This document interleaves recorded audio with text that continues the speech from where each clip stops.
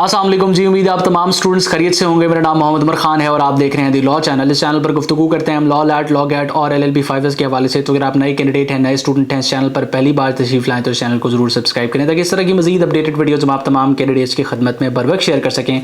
आज के इस लेक्चर में हम डिस्कस करने वाले हैं पर्सन स्टेटमेंट के हवाले से और ये इस वीडियो सीरीज़ का आखिरी वीडियो लेक्चर है। इससे पहले जो लेक्चर हमने डिस्कस किया था उसमें मैंने आपको बताया था कि एक अच्छी पर्सन स्टेटमेंट कैसे लिखनी है और किस तरीका कार से जो है वो आप उन गलतियों से अवॉइड कर सकते हैं जो अक्सर औकात स्टूडेंट्स जो है वो एग्जाम में किया करते हैं। इसके साथ साथ मैंने आपको बताया था कि कौन सी ऐसी 3 डोमेन्स हैं जहां से आपका पर्सन स्टेटमेंट का टॉपिक जो है वो सोर्स किया जाता है। उसमें फर्स्टली हमने देखा था कि अगर आप वकालत को एज अ करियर ज्वाइन करना चाहते हैं तो उसकी क्या रीजंस हैं, आपने उस बारे में बताना है। दूसरा टॉपिक किसी भी सोशल, दूसरी डोमेन बेसिकली थी कि किसी सोशल टॉपिक से रिलेटेड आपसे पूछा जा सकता है और तीसरी डोमेन हमारी थी कि आपकी जात से रिलेटेड आपसे कुछ पूछा जा सकता है। तो अगर आप एक ऐसे स्टूडेंट हैं जिसने अभी तक वो वीडियो लेक्चर नहीं देखा तो आई वुड रिकमेंड कि आप उस वीडियो लेक्चर को देखें, उसके बाद इस वीडियो लेक्चर से स्टार्ट करें।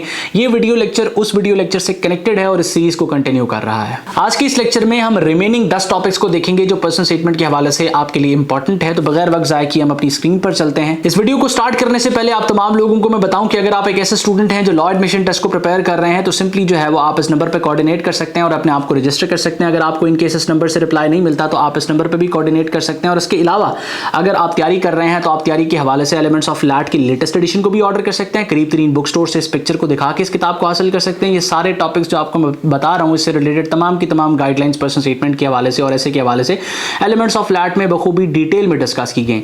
इसके साथ साथ आप जो है वो लैट का पास्ट पेपर कंपेंडियम जो दी लॉ अकेडमी की तरफ से पब्लिश किया गया है रिसेंटली, वो भी एलिमेंट्स ऑफ लैट के साथ ऑर्डर कर सकते हैं। इसकी कॉपी को हासिल करने के बाद आप ये आइडिया ले सकते हैं कि प्रीवियस टॉपिक्स जो आपके आते रहे हैं पर्सन स्टेटमेंट में वो कैसे रहे हैं। तमाम के तमाम जो पास्ट पेपर्स हैं वो जो है वो पास्ट पेपर कंपेंडियम के अंदर मौजूद हैं। जितने भी जो है वो एग्जिस्ट करते थे वो हमने जो है वो इसके अंदर इंक्लूड किए हुए हैं। तो बगैर वक्त ज़ाय किए हम जो है वो अपने लेक्चर को स्टार्ट करते हैं और हम अपना जो है वो 11वां टॉपिक देखते हैं। अब 11वां क्यों? क्योंकि 1 से 10 तक जो हमारा लेक्चर नंबर 1 है उसके अंदर हम डिस्कस कर चुके हैं और अब जो है वो 11 से ऑनवर्ड जो है वो हम डिस्कस करने वाले हैं। तो पहला हमारा टॉपिक है कि how can Pakistan improve it's literacy rate. ये बड़ा बेसिक टॉपिक है कि लिटरेसी रेट, सबसे पहले आप सर्च करें इंटरनेट पे जाके कि लिटरेसी रेट क्या है। अब लिटरेसी की डेफिनेशन UN की तरफ से भी मिलेगी, आपको जनरल डेफिनेशंस भी मिलेंगी।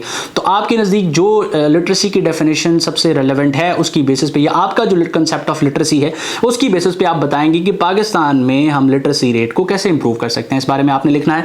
उसके बाद हमारा दूसरा टॉपिक है जो कि 12वां टॉपिक हमारा बनता है the influence of globalisation on Pakistan culture and youth. अब पाकिस्तान के कल्चर के ऊपर और स्पेसिफिकली पाकिस्तान की यूथ के ऊपर ग्लोबलाइजेशन का जो है वो क्या अफेक्ट है। ग्लोबलाइजेशन सबसे पहले तो आप देखें होता क्या है। बहुत से स्टूडेंट्स को ग्लोबलाइजेशन के बारे में नहीं पता होगा। जब ग्लोबलाइजेशन को आप सर्च करेंगे उसके बाद आप इसके इंपैक्ट्स को सर्च करेंगे और इंपैक्ट्स या इन्फ्लुएंस में आप देखेंगे कि हमारा जो कल्चर है इसके ऊपर ग्लोबलाइजेशन का क्या अफेक्ट हुआ है और साथ साथ हमारी जो यूथ है उसके ऊपर ग्लोबलाइजेशन का क्या अफेक्ट हुआ है। अब अगर आप एक और चीज देखें, अगर आपने प्रीवियस लेक्चर देखा हुआ है तो आप अंदाजा लगाएंगे कि ये जो यूथ है ये एक ऐसा कीवर्ड है जिससे रिलेटेड बहुत सारे टॉपिक्स बनाए जा रहे हैं। मतलब अगर स्मार्टफोन से रिलेटेड कोई टॉपिक बनाया जाता है तो यूथ को टारगेट किया जा सकता है। एजुकेशन से रिलेटेड कोई टॉपिक बनाया जाता है तो यूथ को टारगेट किया जाता है। फ्यूचर ऑफ पाकिस्तान से रिलेटेड कोई टॉपिक है तो यूथ को टारगेट किया जाता है। एजुकेशन से रिलेटेड है तो यूथ के बारे में बात होगी। तो यूथ एक ऐसी चीज है जो फ्यूचर ऑफ द नेशन होती है। तो आपने इस पर्सपेक्टिव से जो है वो 10 से 15 डोमेन्स को टारगेट करना है, 10 से 15 एरियाज को टारगेट करना है जहां से जो है वो आपसे टॉपिक पूछा जा सकता है।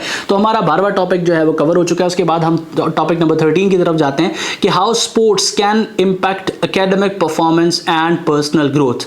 अब स्पोर्ट्स जो है, स्पोर्ट्स आप तमाम लोग जानते हैं स्पोर्ट्स क्या है। स्पोर्ट्स का इंपैक्ट क्या है? इंपैक्ट किस चीज पर? आपकी एकेडमिक ग्रोथ पर जो आपकी फॉर्मल एजुकेशन है और इसके साथ साथ आपकी पर्सनल ग्रोथ जो है उसके ऊपर। अब पर्सनल ग्रोथ में भी आप जो है वो इसकी कैटेगरीज बना सकते हैं, लेकिन आपने कोशिश करनी है कि 200 वर्ड्स के दरमियान ही अपने टॉपिक को रखना है। 200 वर्ड से एक्सीड नहीं करना। 190 to 200 वर्ड्स के दरमियान जो है वो आपने इसको फिनिश करना है। 3 पैराग्राफ बनाने हैं जिस तरह मैंने आपको प्रीवियस लेक्चर में बताया। उसके बाद टॉपिक नंबर 14 की is financial independence necessary for college students.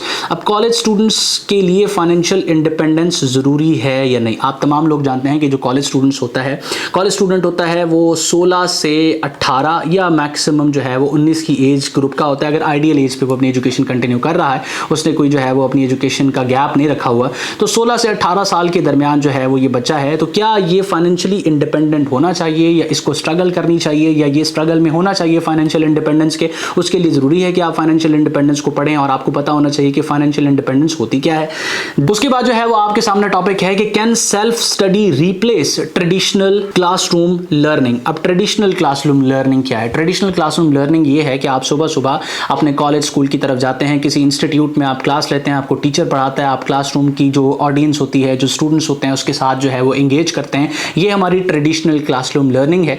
और इसके अलावा इससे हट के जो आपकी एजुकेशन है वो बेसिकली डिजिटल एजुकेशन होती है। वही फॉर्मेट होता है, आपके मुख्तलिफ स्टूडेंट्स बैठे होते हैं लेकिन वो एक ऑनलाइन इन्वायरमेंट में इंटरेक्ट कर रहे होते हैं। और इससे हट के एक स्टडी होती है आपकी सेल्फ स्टडी। अब इस सेल्फ स्टडी में आपके ऊपर कोई कंपल्शन नहीं होती कि स्पेसिफिक रिसोर्स को आपने कंसल्ट करना है। आप चाहें तो इस तरह के वीडियो लेक्चर्स से अपने आप को प्रिपेयर कर सकते हैं, चाहें तो किसी ब्लॉग को पढ़ के जो है वो अपने आप को प्रिपेयर कर सकते हैं, चाहें तो मुख्तलिफ लोगों की गैदरिंग से, उनके एक्सपीरियंस से, उनके बोलचाल से सीख सकते हैं, और चाहें तो आप जो है वो किसी लाइब्रेरी में जाके किसी किताब से जो है वो सीख सकते हैं। आपके ऊपर कंपल्शन नहीं होती। तो आपने बताना है कि क्या ये जो सेल्फ स्टडी है ये रिप्लेस कर सकती है, क्या ये मुतबादल हो सकती है। मुतबादल किसका हो सकती है? ट्रेडिशनल क्लासरूम लर्निंग का। अब इसके कुछ ड्रॉबैक्स होंगे, ट्रेडिशनल क्लासरूम लर्निंग के कुछ ड्रॉबैक्स होंगे, डेफिनेटली बात है, लेकिन इसके प्रोज भी होंगे, इसके कुछ फवायद भी होंगे। तो आपने उन सारी चीज़ों को मद्देनजर रखते हुए टॉपिक लिखना है। और टॉपिक लिखने से पहले कोशिश करनी है कि आप जो है वो 1 से 2 मिनट का एक पॉज लें और अपनी ब्रेनस्टॉर्मिंग करें। आप टॉपिक को देखें, उसके बाद अपने जहन में इससे रिलेटेड 5 पॉइंट्स बनाएं। पॉइंट नंबर 1, उसके बाद पॉइंट नंबर 2, 3, 4 और 5, और इनको एक सीक्वेंस में अरेंज कर दें। आपका पूरा का पूरा टॉपिक जो है वो शेप आएगा। तो आपने ब्रेनस्टॉर्मिंग करनी है और उसी में ये सारी चीज़ें जो मैं आपको बता रहा हूँ वो आपने सर्च करनी है। देन आपका टॉपिक नंबर 16 है कि how gender equality. Gender equality आपको पता है कि मेल फीमेल का इक्वल होना इन सोसाइटी। तो जेंडर इक्वालिटी इन एजुकेशन, अच्छा ये स्पेसिफिकली एजुकेशन के पर्सपेक्टिव से पूछा जा रहा है। Gender equality in education can transform society. तो अगर एजुकेशन में जेंडर इक्वालिटी होती है तो किस तरीके से ये सोसाइटी को ट्रांसफॉर्म कर सकती है, आपने इस बारे में अपनी ओपिनियन देनी है। उसके बाद आपकी स्क्रीन पर टॉपिक है कि should education focus more on developing critical thinking over memorisation. तो इसका जो है वो अब आपके सामने अगर इस तरह का टॉपिक आता है तो सबसे पहले आप देखें कि वो पूछ रहा है एजुकेशन इन जनरल। वो किसी स्कूल एजुकेशन की बात नहीं कर रहा, वो आपसे यूनिवर्सिटी एजुकेशन की बात नहीं कर रहा, वो कॉलेज एजुकेशन की बात नहीं कर रहा, वो एजुकेशन इन जनरल की बात कर रहा है। और वो कह रहा है कि क्या इसको फोकस्ड होना चाहिए मोर ऑन क्रिटिकल थिंकिंग, इसकी तवज्जो ज्यादा क्रिटिकल थिंकिंग पे होनी चाहिए या फिर मेमोराइजेशन के ऊपर होनी चाहिए। आप तमाम लोग देखेंगे कि हमारा जो एजुकेशन सिस्टम है वो मेमोराइजेशन के कंसेप्ट को प्रमोट करता है और इसको अच्छा समझा जाता है। अगर एक डेफिनेशन को एज इट इज को स्टूडेंट सुना देता है तो हम बड़ा खुश होते हैं कि देखें यार कितनी अच्छे तरीके से इसने याद किया। दरअसल ये मेमोराइजेशन है, उसको नहीं पता कि ये डेफिनेशन है क्या, ना तो वो क्रिटिकली इसको सोच सकता है, ना उसको इवेल्युएट कर सकता है, ना एनालाइज कर सकता है। तो क्या हमें क्रिटिकल थिंकिंग को प्रमोट करना चाहिए अपने एजुकेशन सिस्टम में? डेफिनेटली बात है, हर बंदा इसको सोचेगा, हर बंदा इस पर बात करेगा। तो हमारे तो यहाँ यूनिवर्सिटी एजुकेशन भी जो है वो जहाँ पे बच्चे को क्रिटिकली सोचने के लिए, सोसाइटी माशरे के प्रॉब्लम्स को सॉल्व करने के लिए ट्रेन करना होता है, वहाँ पर भी मेमोराइजेशन के कंसेप्ट को हमारी यूनिवर्सिटीज़ और इदारे प्रमोट करते हैं। तो आपने जो है वो इस हवाले से ओपिनियन देनी है कि क्रिटिकल थिंकिंग को प्रमोट करना चाहिए, डेफिनेटली बात है, लेकिन किस तरीके से करना चाहिए ये टच भी आपने जो है वो इस टॉपिक में देना है। उसके बाद हमारा टॉपिक नंबर 18 है कि how can Pakistan tackle climate change through community efforts. अब कम्युनिटी एफर्ट्स क्या हो सकती हैं, सबसे पहले तो आपने ये देखना है, और कम्युनिटी एफर्ट किस तरीके से पाकिस्तान को इनेबल कर सकती हैं कि वो हमारा जो क्लाइमेट चेंज का इशू है उसको जो है वो उसको टैकल करने में किस तरीके से हमारी कम्युनिटी एफर्ट हमें फैसिलिटेट कर सकती है, इस बारे में आपने लिखना है। Then the benefits and drawbacks of studying abroad for Pakistani students.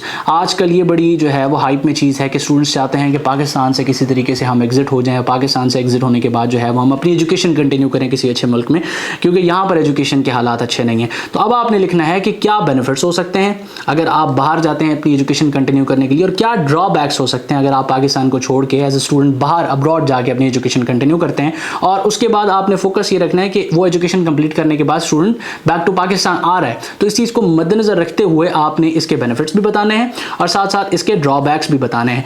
उसके बाद जो है वो अपनी स्क्रीन पर आप टॉपिक नंबर 20 जो कि लास्ट टॉपिक है उसको देख रहे हैं, और उसमें पूछा जा रहा है कि is there a need for new curriculum to match modern challenges. तो मॉडर्न चैलेंजेस जो हैं उसको मैच करने के लिए, 21st सेंचुरी की नीड्स को मैच करने के लिए क्या हमारा जो एजुकेशनल करिकुलम है उसको अपडेट होना चाहिए? डेफिनेटली अपडेट होना चाहिए। उसमें क्या अपडेट्स होनी चाहिए, उस करिकुलम की क्या अप्रोच होनी चाहिए? डेफिनेटली वो एक प्रैक्टिकल एस्पेक्ट से, मॉडर्न एस्पेक्ट से बनाया गया होना चाहिए। तो इस बारे में जो है वो आप अपनी ओपिनियन पास करेंगे। मैं उम्मीद करता हूँ ये लेक्चर आपके लिए हेल्पफुल रहे। अपना बहुत सारा ख्याल रखें। किसी भी सवाल या कन्फ्यूजन की सूरत में आप इस नंबर पर कोऑर्डिनेट करें। आपने जो भी प्रैक्टिस की है उसको कोशिश करें कि हमारे जो काउंसलर्स हैं, जो टीचर्स हैं, उनके साथ शेयर करें ताकि आपको जो है वो हम फैसिलिटेट कर सकें। अपना बहुत सारा ख्याल रखें। दुआ मुझे और मेरी टीम को जरूर याद रखें। अल्लाह हाफिज़।